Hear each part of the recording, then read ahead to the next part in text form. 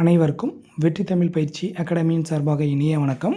இந்த ஷார்ட்ஸில் நம்ம 10th ஹிஸ்ட்ரியில் இருக்கக்கூடிய அதாவது உப்பு சத்தியாகிரகத்தை பற்றி தான் நம்ம பார்க்குறோம். இந்த இதுக்காக நிறைய இடங்களில் வந்து போராட்டம் நடந்துச்சுங்க. ஸோ இந்த பகுதியை தான் நம்ம இப்போ பார்க்க போகிறோம். ரொம்ப முக்கியமான கேள்வி, இதில் 2 வினாக்கள் வந்து இருக்குங்க. ஸோ கொஞ்சம் நீங்கள் நல்லா பார்த்து வச்சுக்கிறணும், பாருங்கள்.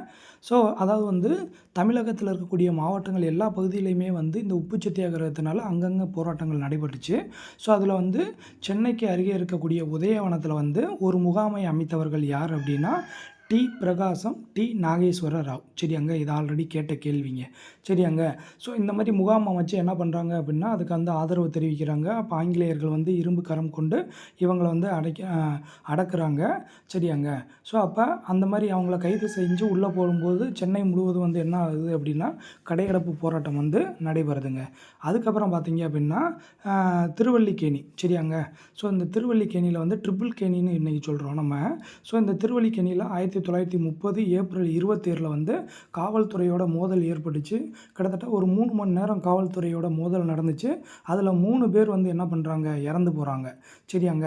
அதுக்கப்புறம் பார்த்தீங்க அப்படின்னா ராமேஸ்வரத்துலேயும் வந்து என்ன பண்ணாங்க, ஸோ போராட்டம் நடத்தினாங்க. ஸோ சென்னை உதயவனத்தில், சென்னை ட்ரிபிள் கேணியில், அதுக்கப்புறம் பார்த்தீங்க அப்படின்னா வந்து ராமேஸ்வரத்தில். இதெல்லாம் வந்து அப்போ இதை தவிர்த்து மற்ற இடத்துல எல்லாம் வந்து நடக்கலையான்னு கேட்கக்கூடாது. ஸோ மற்ற இடத்த காட்டிலும் இங்கே நடந்தது வந்து ரொம்ப வீரியமாக இருந்துச்சு. ஸோ அதை மட்டும் ஸ்பெசிஃபிக்காக சொல்லியிருக்காங்க. அதுக்கப்புறம் இருக்கக்கூடிய நூற்பாலை தொழிலாளர்கள் எல்லாமே வந்து வேலை நிறுத்தத்தில் வந்து ஈடுபட்டாங்க. ஸோ அடுத்தது மிக மிக முக்கியமான கேள்வி, அதிக வினாத்தாளில் கேட்கப்பட்ட ஒரு வினா. ஸோ உப்பு சட்டங்களை மீறியதற்காக, சரியாங்க. ஸோ இந்த தாங்க.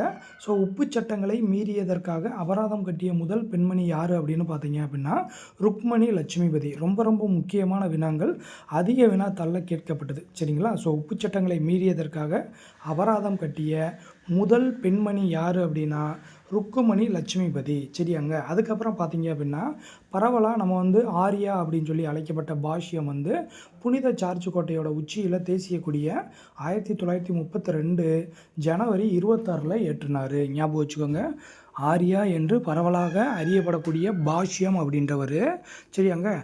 புனித சார்ஜ் கோட்டை சென்னையில் இருக்குல்லங்க. ஸோ சென்னையில் இருக்கக்கூடிய புனித சார்ஜ் கோட்டையோட உச்சியில் 1932 ஜனவரி 26 தேசிய கொடியை ஏற்றினார்.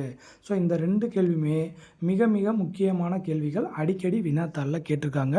ஸோ கொஞ்சம் நல்லா பார்த்து வச்சுக்கோங்க.